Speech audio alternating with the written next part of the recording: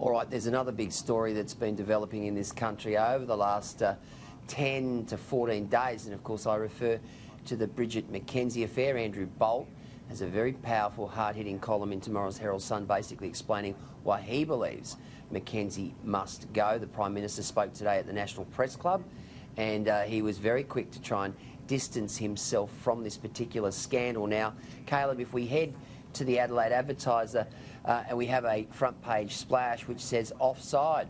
Sports clubs heartbroken at missing out on funding as so-called sports rorts affair deepens.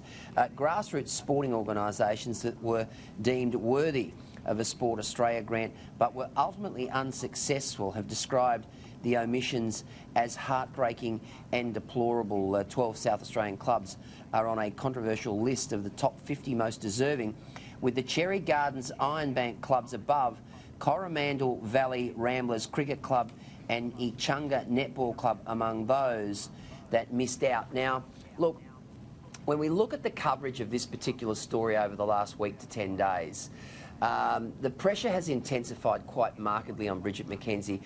Basically, the audit will come back and say, look, she was within the rules and so forth. But when you see a front page like tomorrow's in the Adelaide Advertiser, where it actually drills down into the human toll, the effect on young, aspiring, up-and-coming sports people, I mean, that's a pretty powerful front page, I've got to say. And I think Matt Dayton's done a very good job with that, Caleb. I mean, can she hang on? No. I mean, I was on your show last week when I changed my tune and said it was time for Bridget McKenzie to go. And a number of Labor politicians took quite a bit of delight in that and shared that around and said, finally, the Conservatives have had enough of her and she has to go. But it has gotten worse every single day since then.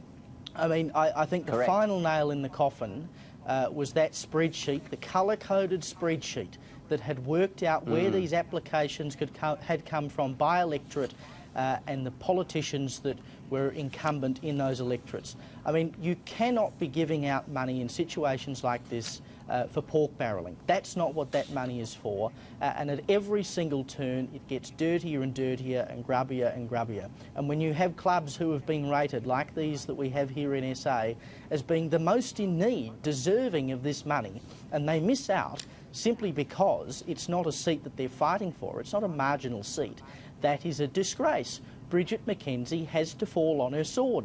I said it last week, I'm saying it again now, and I bloody hope we're not saying it again at this time next week, because someone has to take the fall. Now, Bridget McKenzie is the Minister, and the Minister is ultimately responsible. I'm not saying that this isn't a far wider issue, because it absolutely is. And once McKenzie is gone, we need to talk about where this has happened before and how it's never going to happen again.